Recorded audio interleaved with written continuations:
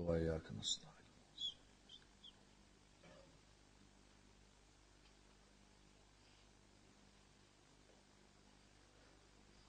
بسم الله الرحمن الرحيم. الحمد لله رب العالمين، والصلاة والسلام على سيدنا وعظيمنا وحبيب قلوبنا وشفيع نفوسنا أبي القاسم محمد. اللهم صل على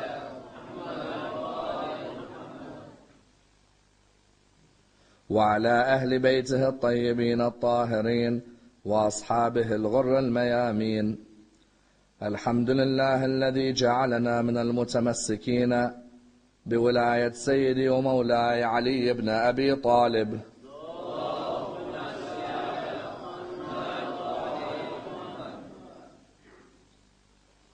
الحمد لله الذي هدانا لهذا وما كنا لنهتدي لولا أن هدانا الله.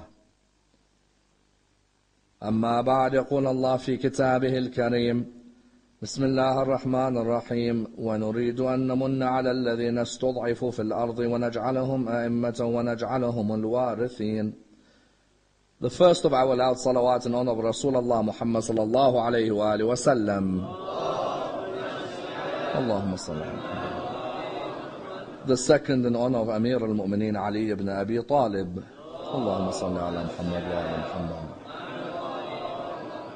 The third with your loudest voices in honor of the Imam of our time, Imam Sahib al-Asr wal-Zaman. Allahumma salli ala Muhammad wa ala Muhammad.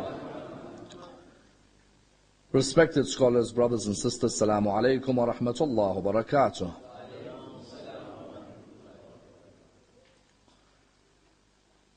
The discussion concerning the misconceptions surrounding the existence of Imam al-Mahdi, Ajjalallah farajahu al-Sharif. Allahumma salli ala Muhammad wa ala Muhammad,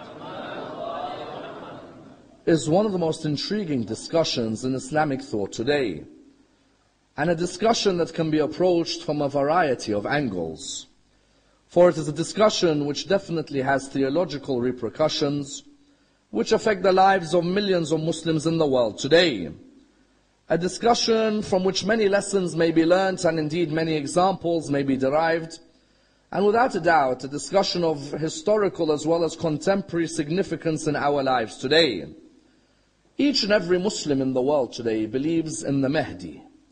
Each and every Muslim in the world today strives to be amongst the army of the Mahdi. There isn't a single Muslim in the world today who doubts the importance of the Mahdi at the end of time. As in, irrespective of which school of Islam you belong to, every Muslim believes in the Mahdi. Every Muslim believes in the role of the Mahdi to destroy the forces of the Dajjal and to instill justice in the world and remove all forms of tyranny.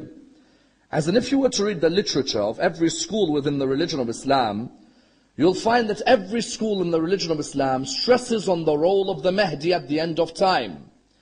If you go to our brothers in Ahl Sunnah and you come to our lectures, you'll find that all of us stress on the importance of the belief in the Mahdi, to the extent that the famous scholar of Saudi Arabia, Ibn Baz, over 30 years ago now, had said that it is incumbent on every Muslim to believe in the Mahdi. And whoever does not believe in the Mahdi is outside of the fold of the religion of Islam.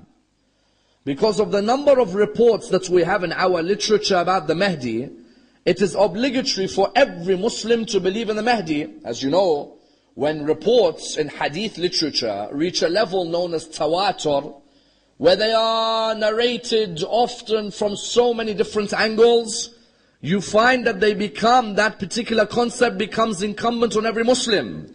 In other words, a common denominator between every Muslim in the world today is Imam al-Mahdi. However, there is of course a slight difference between us and other schools in Islam concerning the Imam.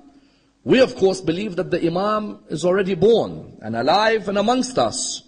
Whereas the other schools say no, the Mahdi is still not yet born, but that he will be born and that he has exactly the same role that we envisage. As in, we in the school of Ahlul Bayt envisage that the Imam has the role of instilling justice. Our brothers in Ahlul Sunnah believe the same. We believe that the Imam has the role of instilling Allah's government on earth. Our brothers in Ahlul Sunnah believe the same. We believe that the Imam is from the sons of Fatima al-Zahra, salawatullah wa salamuhu alayha. We believe in the same. But the difference is that our brothers say he is of the sons to be born, whereas we are of the belief that he is already born. Therefore you find that there is a great common denominator between us and our brothers when it comes to the Mahdi. Every Muslim in the world believes in Imam Mahdi. But our brothers in Ahlul Sunnah say that Imam al-Mahdi is not yet born. Whereas we believe that no, Imam al-Mahdi is the son of Imam al-Askari, and that he was already born, and that he is amongst us today. The sadness is that when other Muslims refer to our belief in the Imam, instead of discussing it academically, you find many who mock our belief. Many who make fun of our belief. At the end of the day, all of us are Muslims when we believe in the Mahdi. There is no need to make fun of our belief in the Mahdi. You find, today there are certain people who are like, the Shia believe in this Mahdi, who apparently is hiding in a cave in Samarra somewhere. Would you believe? In medieval Islamic literature, they used to always say that the Shia believe in a Mahdi who is in a cave, which ironically in some of their literature they used to write in a cave in Hilla. Imam al-Mahdi is in a cave in Hilla. As in they say that Imam al-Mahdi is in a cave, or what they call a sardab. You know the sardab in Samarra? They say that Imam al-Mahdi of the Shia is in a cave somewhere, and that he's hiding, and that he's about 1,000 years old now, and that his mother, no one could see the signs of pregnancy on her, and that the Shia actually believe that he can help them. This type of mocking is very sad. As in for someone to come and say, hey Shia, where is your Mahdi? Tell him to come out of his occultation. Is not the way you discuss an important figure, not only in our books, but in the books of all Muslims. When someone comes with a misconception about Imam al-Mahdi, it is vital that we are able to answer their misconceptions. As in today you find amongst the misconceptions are questions surrounding his age. Some people come and say, how could you say that the Imam who you believe in is now over 1,000 years of age? This is something which is ridiculous. Some come and say, for example, how could you believe in an Imam which you can't see? An Imam has to be seen by all of the people. Allah would not create an existence who you cannot see. How can you believe in an Imam who goes into ghaibah? What's this concept of ghaibah? This is all nonsense. Some came forward and said, how could you believe in a 5-year-old Imam? How could Allah give wisdom to a 5-year-old? In other words, these are the common misconceptions which surround our Imam. And it is vital for us to be able to answer them. Because there's no point me raising my hands every day saying, Allahumma kulli waliyika, when I have no relationship with his wali, when I do not understand the position of his wali, when I do not know the role of his wali. You find that the hadith says, Man mata walam ya'raf imam zamana, mata mitatin jahiliyyah. The one who dies without knowing the imam of his time, dies the death of jahiliyyah. I ask you from my heart, brothers and sisters, if a person today came to you and said to you, how could you believe in an imam who is over 1,000 years of age? Would you know how to answer him? If someone came and said to you, how could you believe in an imam who is in occultation and no one can see him? Would you be able to answer them? If someone came and said to you, how can you believe in an imam whose mother didn't look pregnant? Would you be able to answer them? What if someone came to you and said, yes, we believe in a Mahdi, but there is no such thing as a ghaibah, an occultation. This is something which the Shia formed after the imams were living. Would you be able to reply by showing literature about the ghaibah? In other words, the issue of Imam al-Mahdi is paramount importance for every Muslim today. And it's an issue which we therefore have to dissect in depth. And I want to dissect it in a number of stages. Number one, and of the utmost importance, in the time of the Imams, was there a belief in the concept of ghaibah? Or was this a concept which was made after the Imams died? Number two, how is it that our 12th Imam's mother did not have any signs of pregnancy on her whatsoever? And that even in the books of the Hadith it says that the Imam's great aunt said Narjis did not look pregnant on that night of the 15th of Sha'ban. Number 3, if Imam was born on that night, how is it that for a few years nobody was able to tell when they saw the small child walking around? Number 4, how is it that Allah gives a 5-year-old such wisdom to become the leader of a whole school? Number 5, how is it that someone goes into ghaiba? And where does this concept of ghaiba can be seen in Islamic history? Number 6, if the Imam is alive today, he would be over 1,100 years of age. How can a human being live for over 1,100 years? Number 7, what was the benefit of putting an Imam in occultation? Number 8, can we truly benefit from an Imam in occultation? And if we have, which personalities benefited from his occultation in their lifetime? Let's dissect this in order that we're able to understand this topic in complete depth. The first question that's normally put forward by Muslims outside of the school of Ahlul Bayt straight away refers to the Imam who is ghaib, the Imam in occultation. The Muslims outside of the school of Ahlul Bayt ask us a simple question. We believe in the Mahdi, but we don't believe in a Mahdi who went into ghaiba. They say that this concept of occultation is a concept that you made after your Imams were alive. You say, what do you mean? They say that after your Imams had passed away, you looked back at your Imams and you thought, what's the best thing we can do to make us seem like a school which holds on to the truth? So you created a myth called ghaiba, that the Mahdi is a person who went into occultation and that you will see him at the end of time. As in, would you believe some Shia in our communities today even say this? That where did this notion of ghaiba come from? A Sunni Muslim believes in the Mahdi who is to be born. Where did we get the idea in our literature that there is an Imam who would be in ghaiba? How do we reply? We reply by saying that from the times of the 5th Imam until the times of the 10th and 11th Imam, we have a number of books which are already discussing the ghaiba of the Imam. We have a number of books in the times of the Imam which are discussing the ghaiba of the Imam. You see, why is this point delicate? If I show you a reference about the 12th Imam's ghaiba from Al-Kafi, Al-Kafi was written after the 12th Imam went into ghaiba, yes? If I show you a reference about the 12th Imam's ghaiba from the books of Shaykh al-Saduq, or the books of Shaykh al-Tusi, these were all written after the ghaiba. Someone could say that these authors retrospectively wrote their own history. You know, some academics, they say history is his story. What do academics say? History is his story. A person can look back and make something up. We reply by saying no. And from the time of Imam al-Baqir until the time of Imam al-Askari, we had books of literature which were already saying that the Prophet said that the Mahdi will be in occultation. What's the clearest proof of this? That you had sects of Islam who believed in the ghaiba of the Mahdi already in the time of the Imams before Imam al-Mahdi came. Let me give you an example. There was a sect in Islam in the time of what? In the time of our 7th Imam.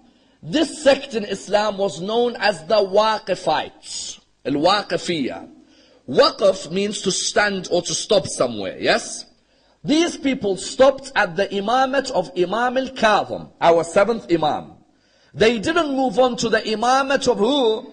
To the imamate of Imam al-Rada. Now there are different reasons why they didn't move on. So they believed in the first 7 Imams, then they didn't move on to the 8th Imam. Amongst the reasons some give was that some of them didn't want to give their khums to the 8th Imam. They wanted to keep the khums to themselves. They had a lot of khums from the Shia. They never wanted to give it to the 8th Imam. So what did they decide to do? They decided to say that the 7th Imam went into ghaiba and the khums remains with us. Okay. This sect, the Waqifites, in their books, in their literature, they had hadiths from the Prophet talking about the ghaiba of the awaited Mahdi. For example, Within their literature, and we're talking the time of 5th, 6th, 7th Imam, within their literature, they had, for example, a scholar like Ibrahim ibn Salih al-Kufi. Ibrahim bin Salih al-Kufi had a book called Kitab al-Ghaybah. What's the book called? Kitab al-Ghaybah. Ibrahim bin Salih al-Kufi was a contemporary of our 5th Imam. Yet already in the time of the 5th Imam, there are books being written called Kitab al-Ghaybah. Likewise, another of the scholars of the Waqifites, what was his name? Another of the scholars of the Waqifites, Ali ibn Hassan. This Ali ibn Hassan, who some used to call it Tatari, this Ali ibn Hassan also had a book on the Ghaybah. His student, Hassan ibn Suma'a, also had a book on the Ghaybah. These people were all living in the time around the 6th, 7th Imam. In other words, from the time of the 6th, 7th Imam, we already have many traditions about the occultation of the 12th Imam. Because what do some non-Shia come to us and say? All your ideas about the 12th Imam being in Ghaybah is after the 12th Imam. We say, no. These are opinions of a sect who said that the Mahdi will be in Ghaybah. Unfortunately, they said the Mahdi was Imam al-Kadhim. Irrespective of who they chose as the Mahdi, within their text they had the opinion that there would be a Mahdi called, what? A Mahdi who would go into a Ghaybah. That's number one. Number two, within Zaydi literature, you know we have the Zaydi brethren in the world today, 9 million Zaydi Shia who live in the world today. They go up to Zayd, the son of Imam Zayn al-Abidin. They don't take Imam al-Baqir. So they go up to Zayd, up to Imam Zayn al-Abidin, then his son Zayd. Within their literature, you find, for example, the Asl, which I mentioned yesterday in my lecture. From Imam al-Sadiq, there is a piece of literature that remains, which is the Asl of Abu Sa'id al-Asfari. Imam al-Sadiq, 400 people wrote his lessons. Of these 400 usul, 13 to 16 remain. One of them is called the Asl of Abu Sa'id al-Asfari. This Asl remains with us until today. Within this Asl, it's clearly written that Rasulullah mentions that my 11 sons are whom? My 11 sons are the guides are the stars for the people of the earth, like the stars are a guard for the people of the heavens, and that the last of them is Al-Qa'im Al-Mahdi, Ajjalallah Farajahu Al-Sharif. Allahumma salli. And that the Mahdi will be in Ghaybah. In other words, you have within Waqifite literature, you have within Zaydi literature, this person, if we say he lived in the middle of the 2nd century. Imam Zamana went into Ghaybah in the middle of the 3rd century. This person lived in the middle of the 2nd century, and he has a hadith from Rasulullah saying that the Qa'im from the followers of Ahlul Bayt, he will be what? The Qa'im will be the Mahdi who will go into Ghaybah. Then we have in our own books, in our own literature, we have clear hadiths which mention that the Imam would be an Imam who would go in Ghaybah. You see, I respect my Sunni brothers. My Sunni brothers, they believe in Imam al-Mahdi, but they say we don't believe in his Ghaybah. In my books, in the Shia literature, we have literature from before Imam Zamana went into Ghaybah, which mentions that Imam Zamana would go into Ghaybah. For example, you find Ali bin Mahziyar al-Ahwazi, the great companion of Imam al-Jawad. Companion of which Imam? Imam al-Jawad. Imam al-Jawad is living at least 50 years before the Ghaybah of the 12th Imam. Ali bin Mahziyar, within his two famous works, Kitab al-Malahim, and what's the other one? The other one is Kitab al-Qa'im. These are the two most famous works of Ali bin Mahziyar. You find within them, he mentions all the hadiths that Imam Zaman will go into Ghaybah.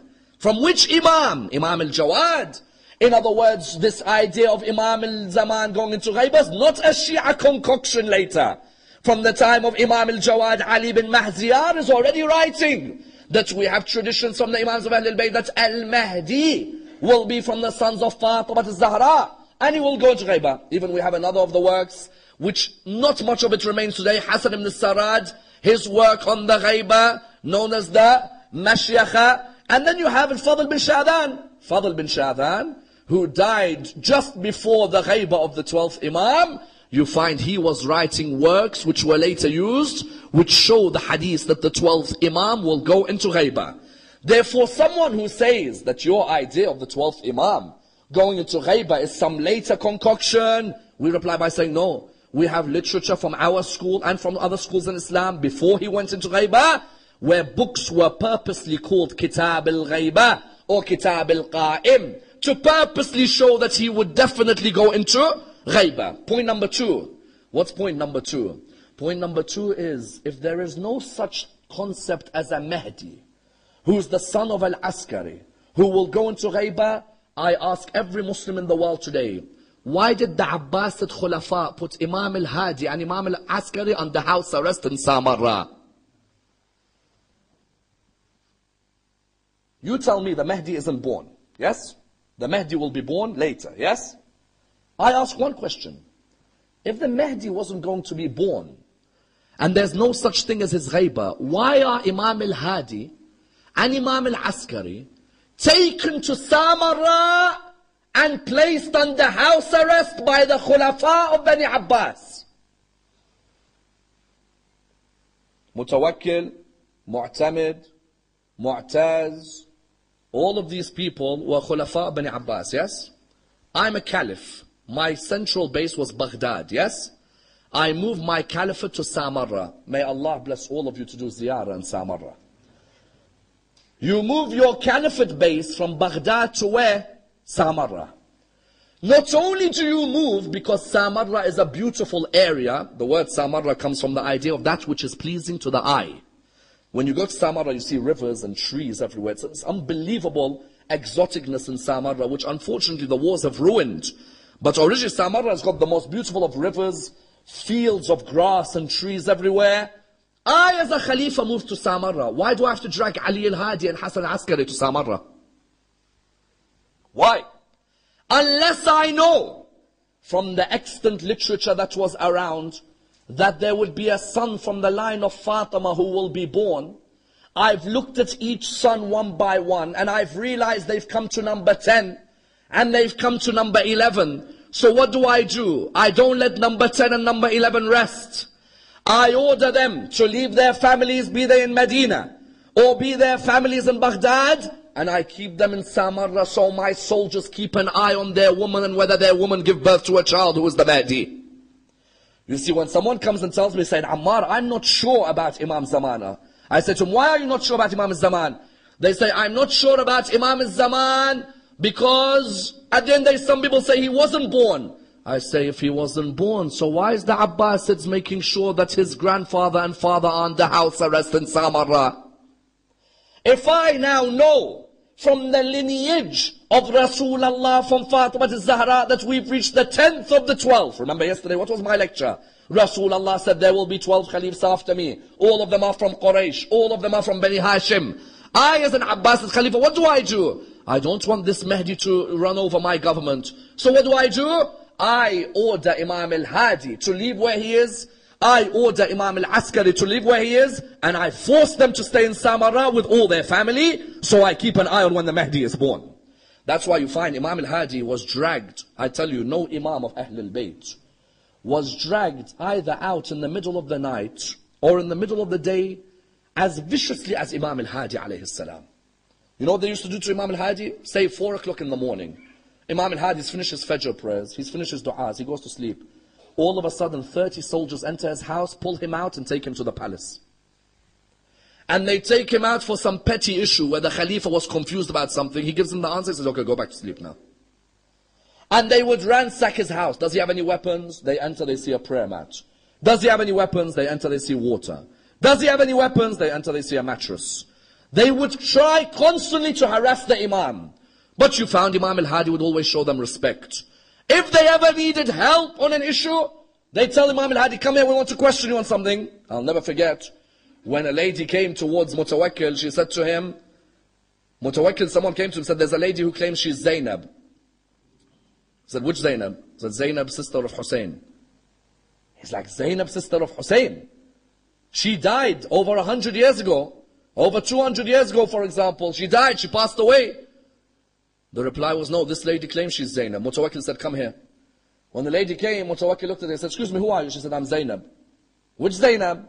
Zainab, sister of Hussein, daughter of Ali. Mutawakkil said, Zainab, sister of Hussein, daughter of Ali, died over 150 odd years back. What are you talking about? She said, no, every night in my dream Rasulullah sees me. And when Rasulullah sees me, he pats me on my body, I get my youth back again.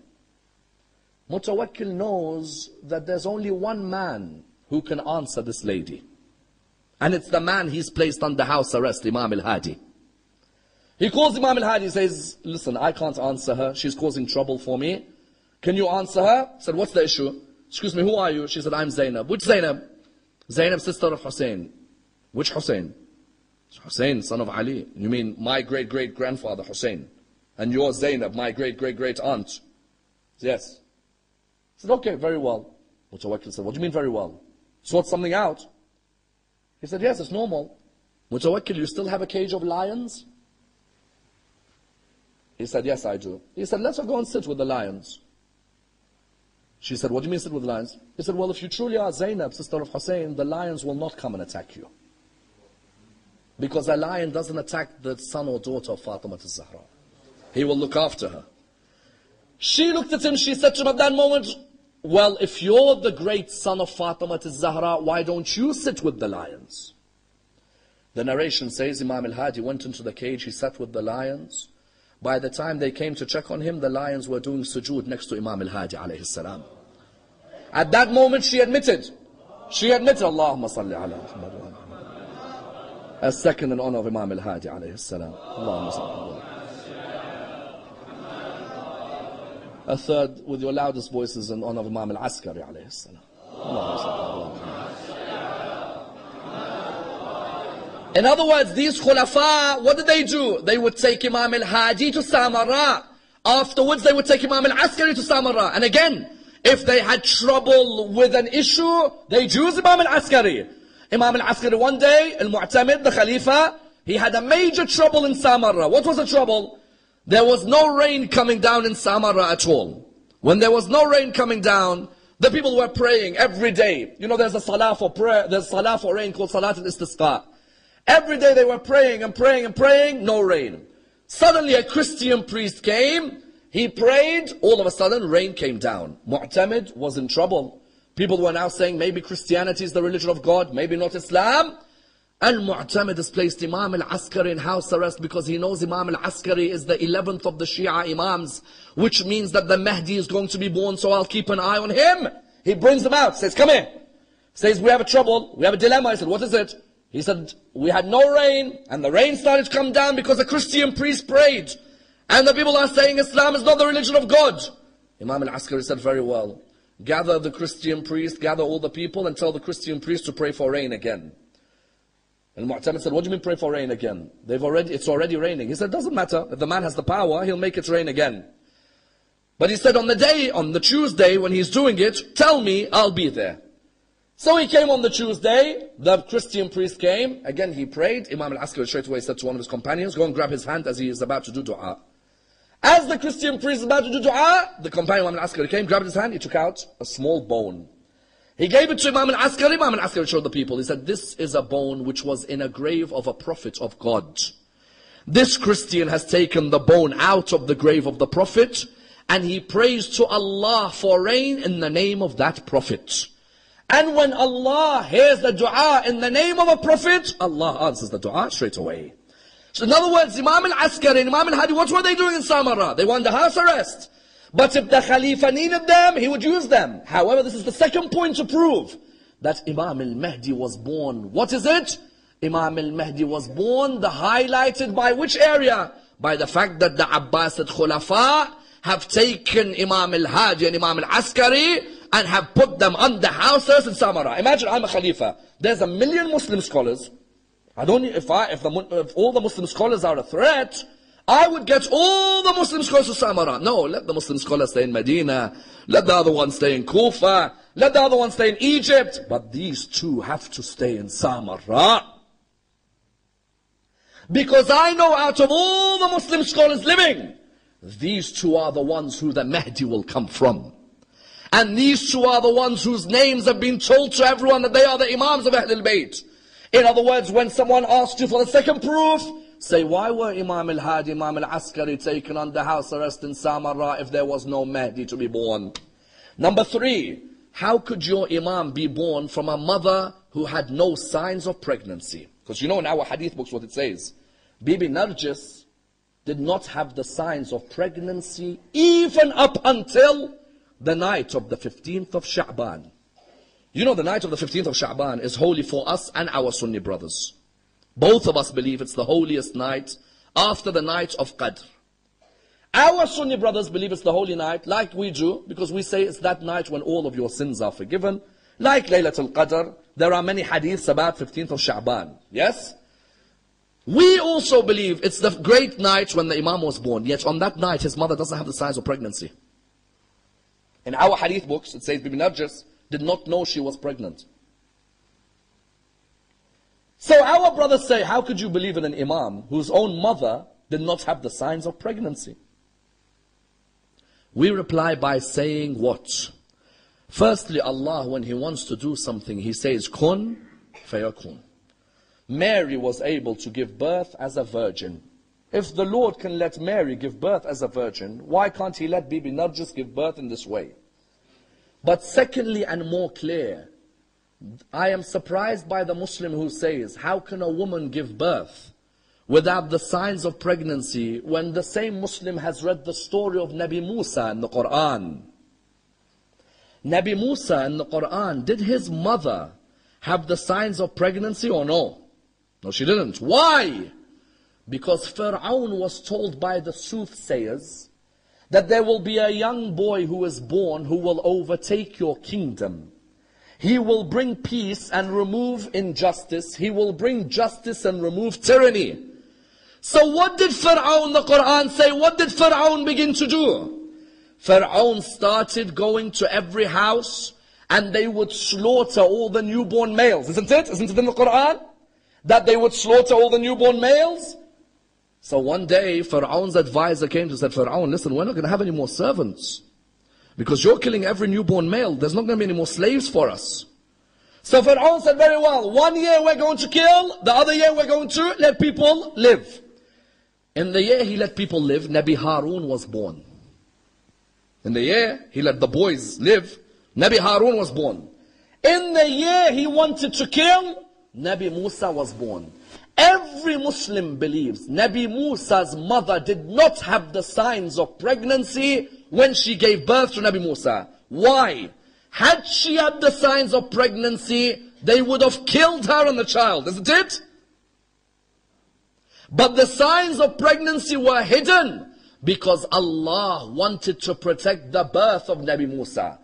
If Allah removed the signs of pregnancy to protect the birth of Nabi Musa, why Allah could not remove the signs of pregnancy to make sure that the birth of Imam Sahib al-Asr al-Zaman went ahead? It's the same correlation.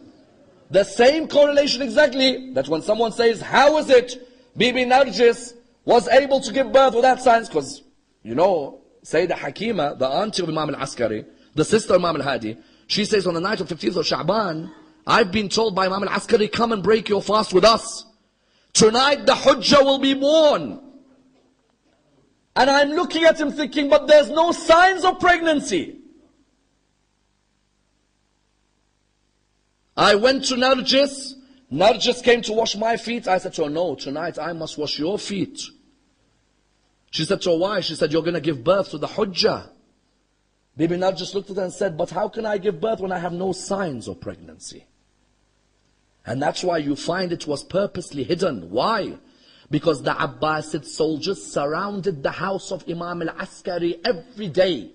And especially for a number of years. Sheikh al-Saduq and Sheikh al-Kulayni give two different names to the mothers of Imam al-Zaman. One says the mother of Imam al-Zaman was a Roman princess. The other says the mother of Imam al-Zaman was from North Africa, or some say from the Sudan area. The question then is, what were the names? Some say her name was Narjis, others say her name was Saqil. Someone says, why would there be two mothers who are thought of as being mothers of the 12th Imam in the house? Because Saqil took it upon herself. When the Abbasid soldiers wanted to see which lady is pregnant, Saqil took it upon herself to say, I may be the one who's pregnant, so they focus more on her than Narjis. That's sacrifice.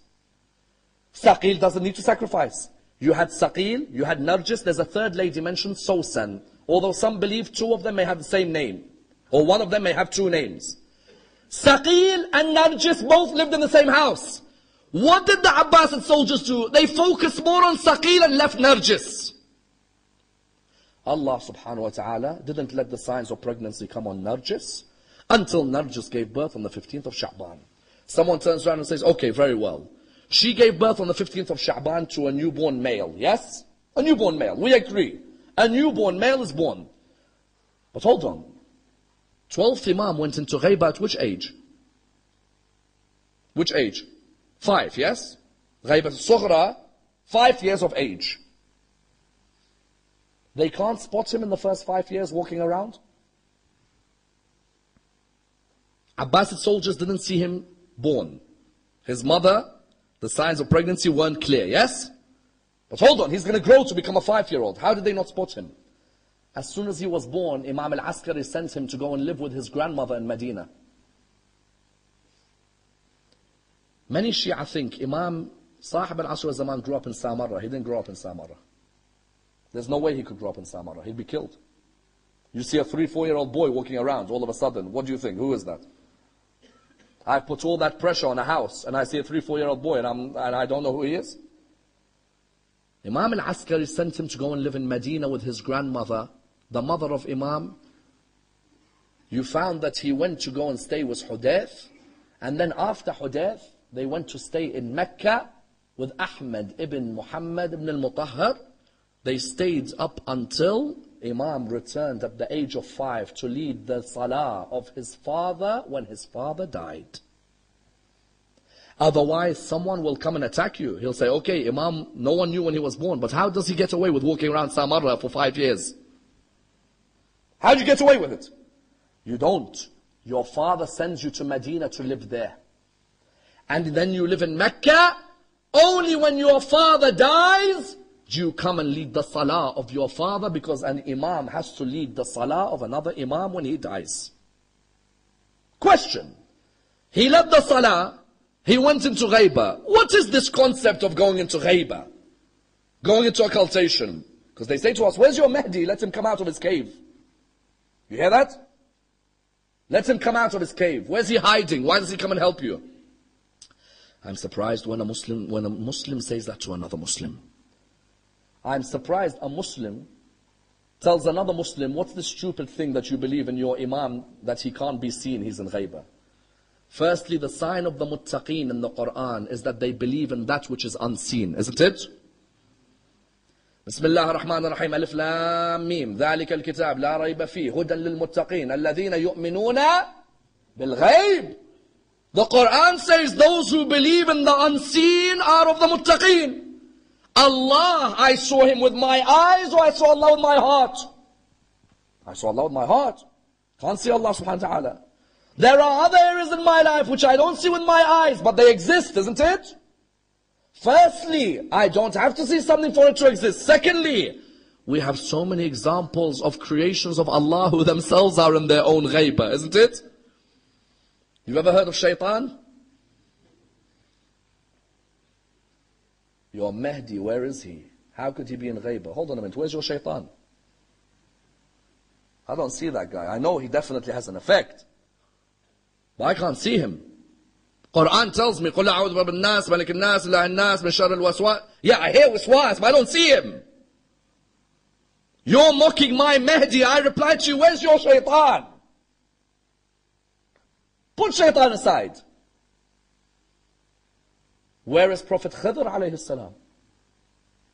Those who believe Prophet Khidr from Ahlul Sunnah that he's still alive, isn't he in ghaiba? Where's Prophet Idris alayhi salam? Isn't he in ghaiba? Where's Prophet Jesus alayhi salam? Those who come and say, your Mahdi, we can't see him, he's in ghaibah. I say, where's your Jesus? And my Jesus? Don't we believe Allah rescued Prophet Isa to protect him from those who wanted to kill him? So in the same way, Allah rescued Prophet Isa from those who wanted to kill him. Why would Allah not protect the man who's going to lead Prophet Isa in Salah? Isn't Prophet Isa going to be led in Salah by the Imam? Doesn't every book and hadith say that Nabi Isa will be led in Salah by Imam al-Mahdi? So if Allah can put Prophet Isa in ghaibah because of the safety of Prophet Isa's life, why can't Allah put Imam al-Mahdi in ghaibah for the safety of Imam al-Mahdi's life? And those who say a person can't go in ghaibah, we reply, did not Rasulullah go on a minor ghaibah on the night of Hijrah from Mecca to Medina? When Rasulullah said to Ali ibn Abi Talib, sleep in my bed tonight. Are you willing to sleep? And he said, Ya Rasulullah, are you at peace? He said, yes, I am. He said, then my life may be sacrificed for your life. And my soul may be sacrificed for your soul. Amir al-Mu'min slept that night. Where? In the bed of Rasulullah. Rasulullah, when he left the house, there were 40 men with a sword to kill Rasulullah. How did Rasulullah leave? Everyone saw him? Or was it a case of summun bukmun umyun fahum la yubsirun? Or was it a case of وَجَعَلْنَا مِن بَيْنِ أَيْدِيهِمْ سَدًّا وَمِنْ خَلْفِهِمْ سَدًّا فَأَخْشَيْنَاهُمْ فَهُمْ لَا يُبْصِرُونَ? Those who come and tell me this Mahdi of yours is in ghaibah, what is this myth of ghaibah? I reply, Khidr, ghaibah. Jesus, ghaibah. Idris, ghaibah. Shaitan, ghaibah. Rasulullah for a minor period, ghaibah. Sign of Muttaqeen, ghaibah. So all of this attack on the Mahdi, hold on, we have so many people in ghaibah, now you came about Imam al-Mahdi. Then someone says, okay, we agree with the ghaibah, but someone 1,100 years old, you believe in him? 1,100? Again, how do we reply? Again, we reply to our good friend. We start with our good friend Shaitan. How old is Shaitan now? Honestly, it's unbelievable. Your Mahdi is 1,100. Habibi, Shaitan has been there since Adam began. Since the story of Adam began, in the heavens, Shaitan is there.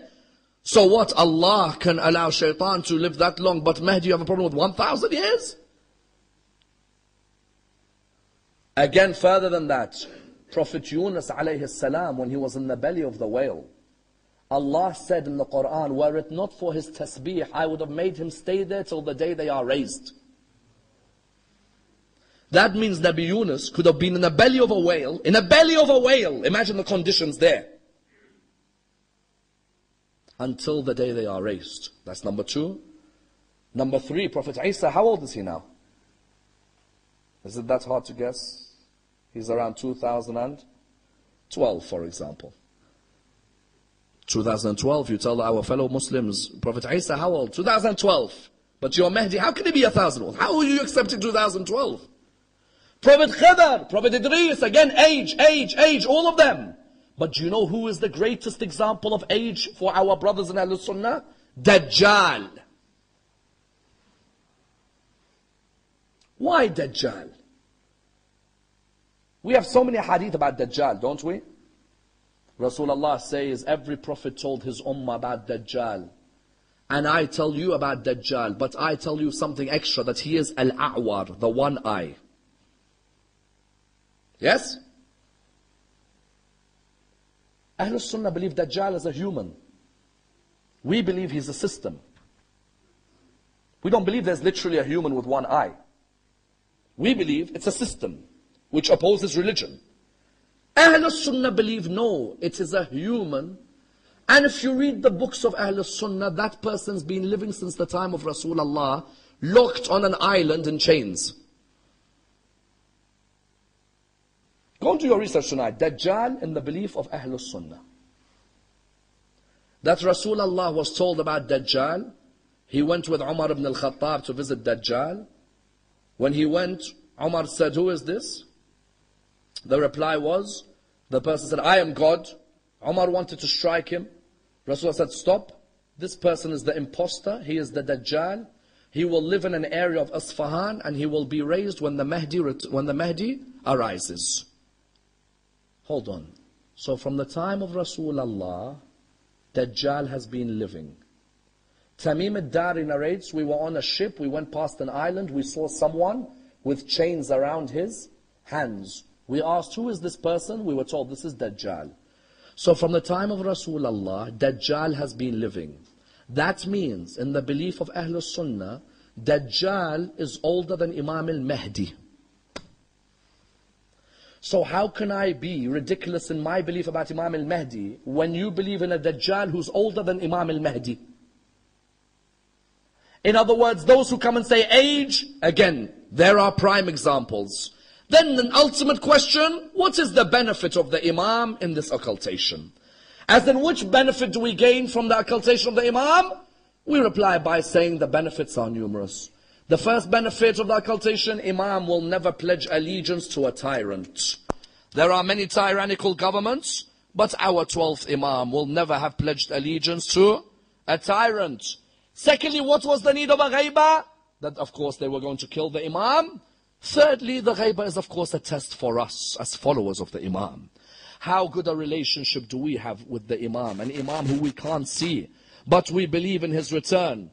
How many of us every day talk about Imam al-Mahdi? How many of us talk about Dua Nudba, or Dua Ahad, or Dua Tawassul? How many of us have this closeness with the Imam where we discuss the signs of the Imam and the return of the Imam? Some people turned around and said, what benefit do you gain from an Imam who you can't see, O Shia? What benefit do you gain from an Imam who you can't visualize? Because today people ask, what's the point of Imam Mahdi? I can't see him. We reply by saying the following principles.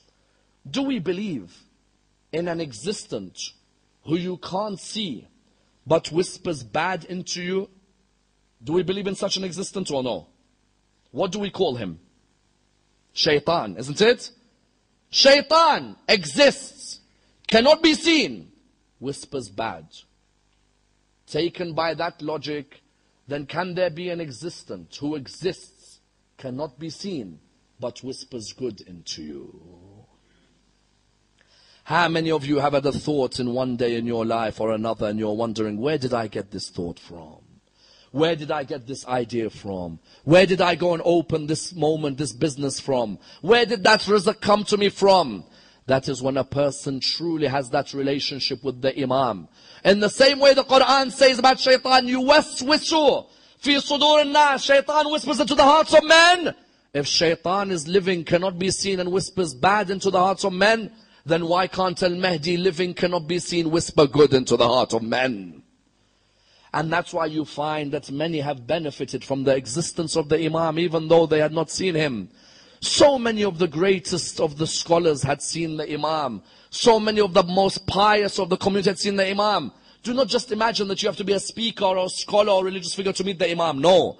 Anyone with sincerity can meet the Imam. Anyone who seeks to be close to the Imam. The Imam in his final letter said, if my Shia wanted me to return, I would return for them. Those who want the Imam to return, the Imam would return for them.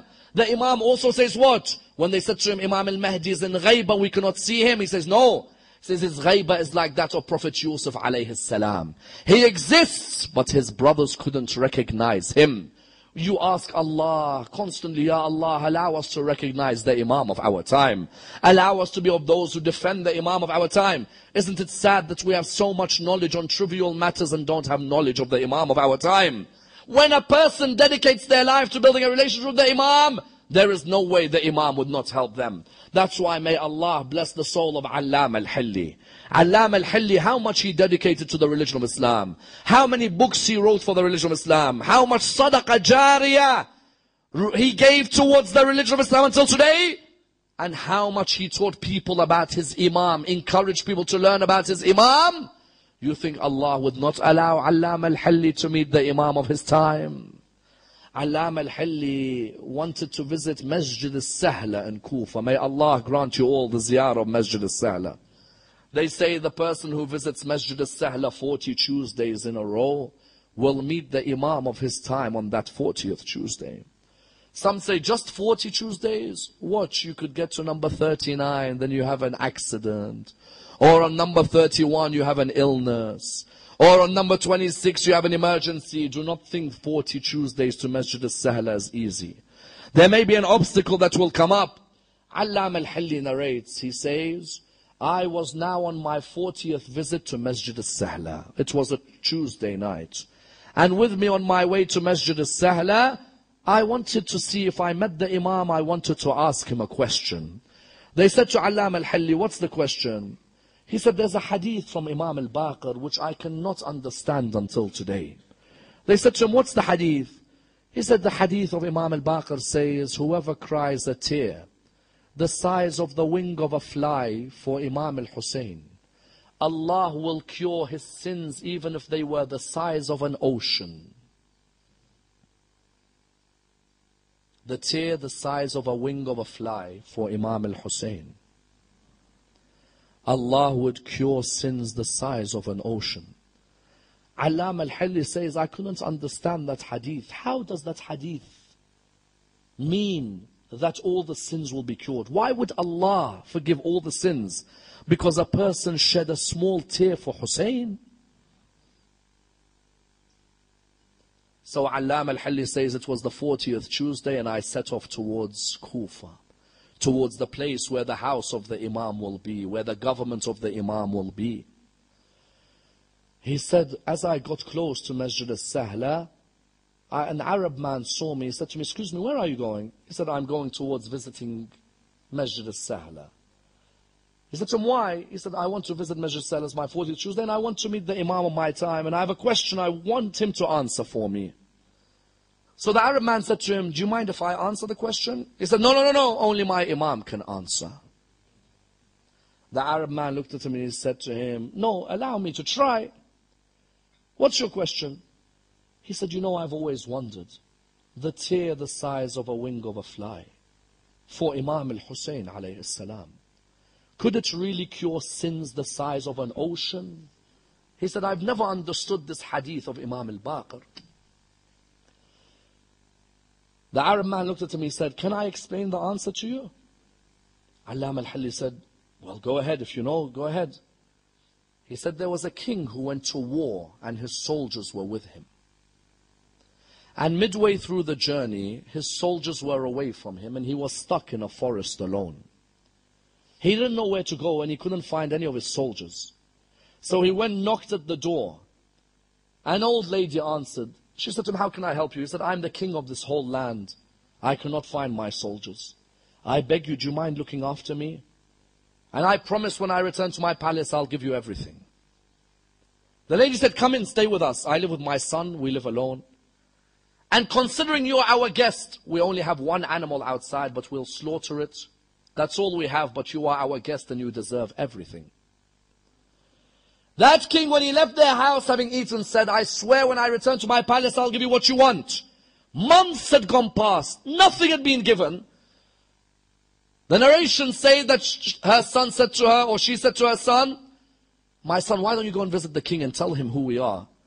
The son was hesitant. He was like, he'll never remember us. He's now gone.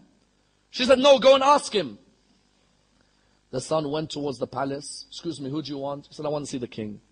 Why? There is something he owes us. The guards let him in. He came and saw the king. Oh, king, do you remember me? He said, no, I'm sorry, I don't remember you. Do you remember when you were lost in the forest? Me and my mother gave you our house. And we slaughtered what we had for you. He said, of course I remember you. How can I forget?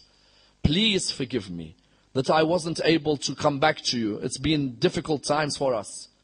Then he looked around at his two guards and he said, what do you think I should give him as a reward for what him and his mother done to me? They replied by saying, one of them said, give him some land. He deserves land. The other said, give him some treasures. Let him have treasures. He looked at both of them and he said, how unjust both of you are.